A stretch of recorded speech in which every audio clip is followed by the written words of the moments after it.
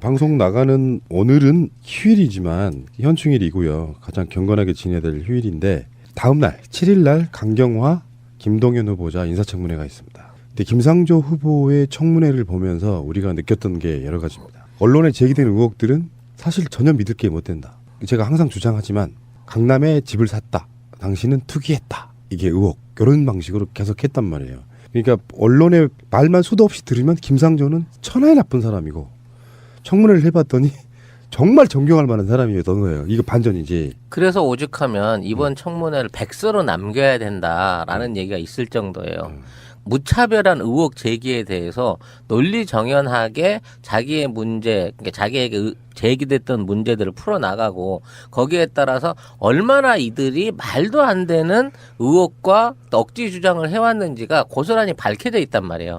근데 이게 이제 잘 안 알려지고 언론이 이 내용을 보도를 안 하니까 김상조는 투기 의혹이 있는 사람이고 표절 의혹이 있는 사람이라는 키워드만 기억이 될 거란 말이지. 그렇죠. 거기에 대해서 뭐라고 하나하나 답을 했고 거기에 대해 얼마나 이 질문을 던졌던 청문위원들이 개 쪽을 팔았는지 요 내용들이 기록돼서 한번 책으로 나온 게 된다 그러면 아마 올해 나오는 그 도서 부분, 코미디 부분에서는 1위를 차지할 정도로 정말 말도 안 되는 그런 청문회가 이번에 있었던 거죠. 그러니까 지금 자유한국당 의원들은 나도 난감하다. 당에서 시킨 일이다. 어쩔 수 없었다.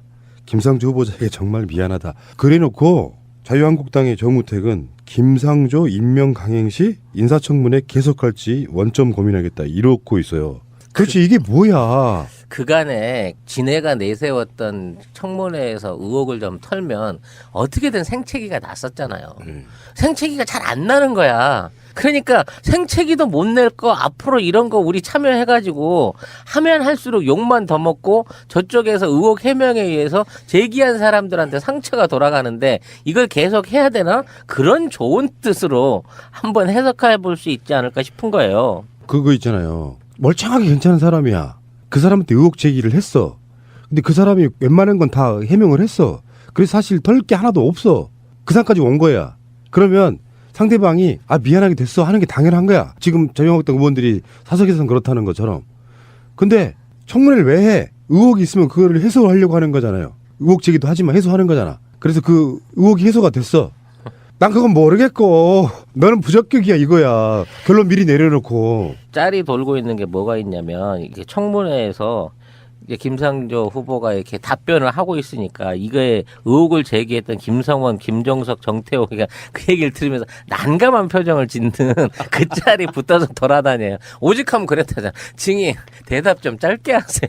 하도 말을 논리 정연하게 자기한테 불리한 얘기를 술술술 털어내니까 그만하면 됐으니까 말 좀 짧게 하라고 그랬다는 거 아니에요 얘들이. 왜? 우리도 일상에서 있잖아요. 정말 틀린 팩트로 막 상대방한테 이야기를 했어. 상대방이 단 한 방으로 그거를 무너뜨려줬어. 그럼 속으로 멘탈이 무너져요. 쿵 내려앉는다고 이거 도대체 내가 말을 잘못했구나. 그래서 그걸 얼버무리는 과정이 그런 식으로 나타나는 거 심리적으로 보면 정말 부끄러운 일이죠 그게. 그래서 이번은 청문회가 아니라 명품 강의였다. 이거는 두루두루 자료로 남겨야 된다라는 얘기들이 아주 그냥 넓게 펴져나가고 있습니다. 자 그럼에도 불구하고 정우택의 워딩을 한번 보겠습니다. 정부 여당에서 김상조 공정거래위원장 후보자 임명을 강행한다면 제1야당 입장에서 문재인 대통령의 협치와 소통은 완전히 끝났으며 인사청문회를 계속할지 원점에서 고민할 수밖에 없다. 김 후보자는 결코 공정한 경제 질서를 감독할 자리에 올라갈 수 없다. 스스로 사퇴하거나 죄명 처리해야 되겠습니다. 그러니까 이게 무슨 이유, 어떤 이유로 그런 일을 설명을 해야 될 거 아니에요. 이거는 어떤 논리냐면은 있건 없건 의혹을 막 제기해. 그리고 나서 당신은 의혹이 많으니까 안 돼. 이거예요 지금. 요 전문은요. 청문회 결과와 관계없이 시작할 때 이미 써놨던 것 같아요. 그렇지. 맞아. 무슨 내용이 있었어도 이렇게 얘기를 하려고 했어. 근데 막상 하고 보니까 청문회 했던 내용하고는 이 결론이 너무 안 맞는 거야. 짜증나는 거지. 그런 거를 발목 잡기 반대를 위한 반대라고 하는 거지 않습니까? 이거 보고 있으면은 정말 자유한국당이 왜 없어져야 될 대상인지를 보여주는 거야. 자기들이 어마어마한 짓을 해서 탄핵당해가지고 정권이 바뀐 상태란 말이에요. 얘들이 정상적인 사람들 같으면요 6개월 정도는 아무 조건 없이 협조해줍니다. 아니 이게 김상조 같이 솔직히 말씀드리면은 김상조만한 후보자 앞으로 안 나와요. 다른 논란 더 있는데 김상조가 일종의 샘플처럼 저는 됐다고 보거든요. 이런 사람을 하자가 있다, 의혹이 있다고 안 된다고 해버리면은 다른 후보자들은 통과 아예 못하는 그런 거예요. 이게 이 정도 샘플인 거라고. 아무튼 이번 야당 의원들의 어떤 물론 없으니까 그랬겠지만 의혹 제기에 관한해서 자료 파악이라든지 법적인 검토가 전혀 안 된 내용을 가지고 그렇지. 탈법, 불법, 뭐 표절 이런 내용들을 다 던졌단 말이야. 사실 이거 허위 사실로 청문회만 아니라고 치면 허위 사실 적시를 해갖고 나 고발 받아야 될 놈들이에요. 이 정도 된다고 치면. 그러면 지금 있는 상황에서 이런 청문회를 앞으로 이제 하다 보면 갈수록 이제 문자 폭탄 아니지 우리 문자 행동으로 하기로 했죠. 문자 행동에 지들만 상처받고 괜히 음모주 같은 거 털려갖고 포탈 일이나 하고 이 꼴이 반복될 게 뻔하니까 A 씨 우리 이런 식으로 합법적으로 쟤들이 이렇게 나오니까 우리도 합법적으로 그냥 6월 달에는 국회 등원하지 말자 이런 방향으로 나올 공산이 크다는 거죠. 그 핑계를 결국은 김상조와 뭐 나머지 장관 후보들의 청문회에서 우리가 하나도 못 시켰으니까 낙마를 못 시켰으니까 협치가 안 되는 거야. 그러니까 우리도 정치 안 할 거야. 라는 식으로 행동을 할 가능성이 이제는 조금씩 보이는 거예요. 이런 방식으로 하면 안 되죠. 그래서 국민들은 자유한국당에게 뭐 8% 7%의 지금 지지율을 주고 있지 않습니까? 사실 저는 이번에 왜 김상조 후보가 이렇게 훌륭한 사람인데도 불구하고 언론에서까지 이렇게 김상조 후보를 낙마시키지 못해서 난리라나 삼성이 광고비를 많이 써서 그러나라고 생각을 했는데 김상조 후보가 앞으로 이제 실시하려고 하는 몇 가지 정책 중에 지금의 거대 언론사의 치명적인 정책이 될 수 있는 그런 게 좀 있단 말이죠. 그러니까 억지로 이제 대리점에다가 신문을 갖다가 막 떠넘기는 형태의 불공정 거래를 못하게 하겠다.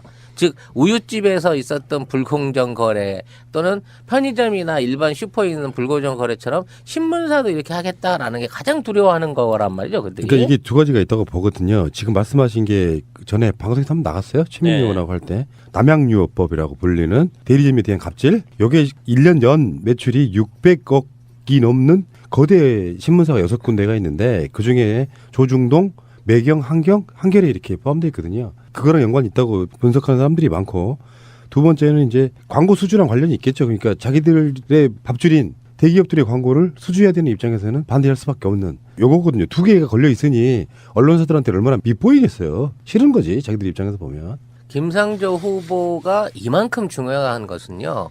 김상조 후보가 들어와서 펼치고 준비했던 정책이 실제 우리 국민들의 실생활에 너무 영향을 미치게 되고 국내에 있는 대기업들에 대한 그동안의 횡포를 정말 원론적인 면에서 바꿔버릴 수 있는 굉장히 중요한 패러다임을 담고 있다는 거예요. 그만큼 저들은 최선을 다해서 꺾어야 할 후보라고 생각하는데 너무 아이언맨인 거야. 이 양반이 갑옷이. 너무 깨끗해. 정말 뭐라도 하나 흠집을 낼 수 있는 방법이 없을 정도로 깨끗해 버렸으니 자 이대로 이 사람을 올려보내면 저 사람이 앞으로 정치권과 재벌 기업들한테 어떠한 방식으로 위험한 요소가 될 것인가. 지금의 그나마 기득권을 지키고 있는 입장에서는 좌불안석일 수밖에 없는 입장인 거죠. 김상조가 갖는 건 사실 뭐 대단한 혁신 이런 거라기보다는 원칙대로 하는 겁니다. 김상조도. 그게 맞는 걸 하는 거고 지금 정우택의 이야기는 정말 코미디가 이런 거예요. 부인 암 치료를 위해 대치동 기사했다는 것도 위장 전입을 정당화할 수는 없다예요. 아니 어쩌라는 얘기지 그러면? 이게 이제 대표적인 어긋장이잖아요. 자기들의 주장이나 의혹이 틀렸다는 것을 증명을 해야 되는데 됐어. 위장 전입 한 거야. 위장 전입 아니라고 설명을 한 거거든요. 이게. 위장 전입이란 게 처음에 예초에 제기된 건 뭐냐면 대치동에 살지도 않으면서 투기 목적으로 거기에 주소를 갖다 놨다는 거잖아요. 근데 부인의 암 치료를 위해서 대치동 이사를 가서 주소까지 옮겼어요. 그 위장 전입이 아니잖아. 근데 이걸 부인 암 치료를 위해 대치동 이사가 했다는 것도 위장 전입을 정당화할 수 없다. 이게 앞뒤가 맞는 이야기냐고. 이 사람 청문회를 보지 않았어요. 지금 위장 전입이 지들한테 처음에 문제가 됐던 건 대치동에 살지도 않으면서 그 주소지만 갖다 놓은 거냐고 그렇게 주장했던 거잖아. 살았다고 이야기하고 있는 거잖아 지금. 김상조는 그 야당의 음모 내지는 온갖 모함을 무사히 헤쳐나왔고요. 정당하게 청문 보고가 될 겁니다. 이미 이 국민의당이 박지원 뭐 개인 의견일 수도 있겠습니다만 두 사람은 상처낼 수 없다, 그냥 가야 된다라는 논리를 이미 얘기를 해주고 있는 거고요.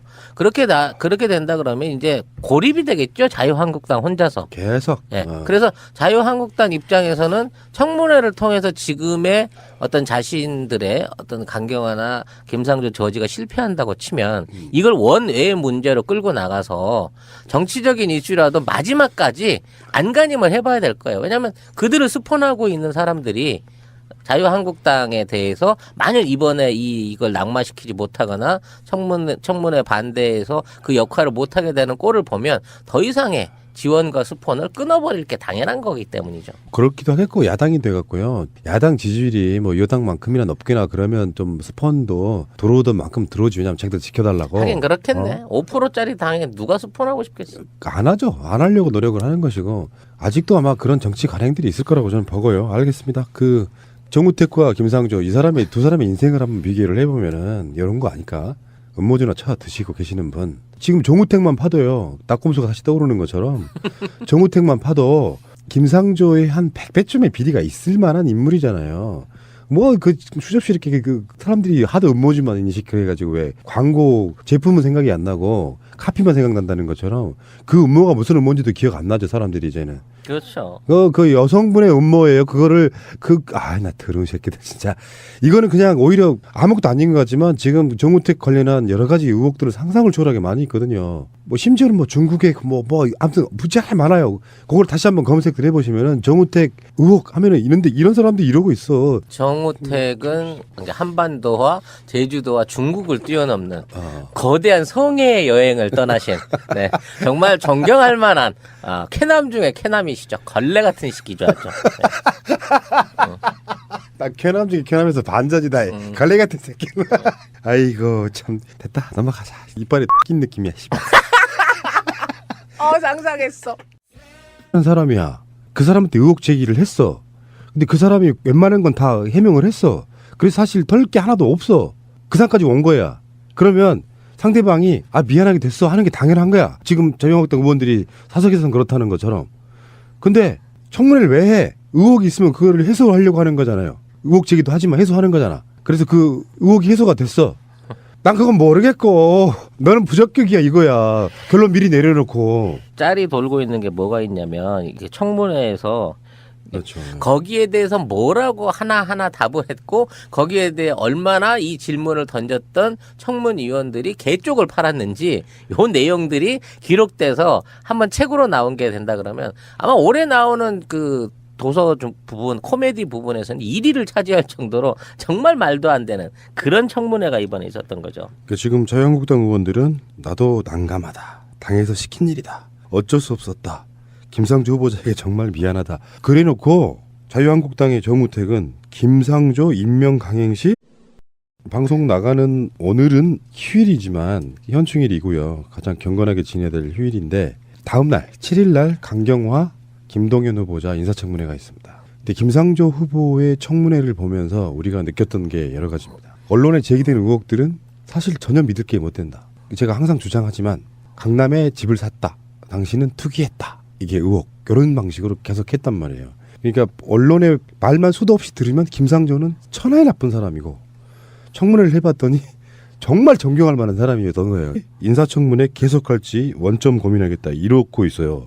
그렇지 이게 뭐야. 그간에 진해가 내세웠던 청문회에서 의혹을 좀 털면 어떻게든 생채기가 났었잖아요.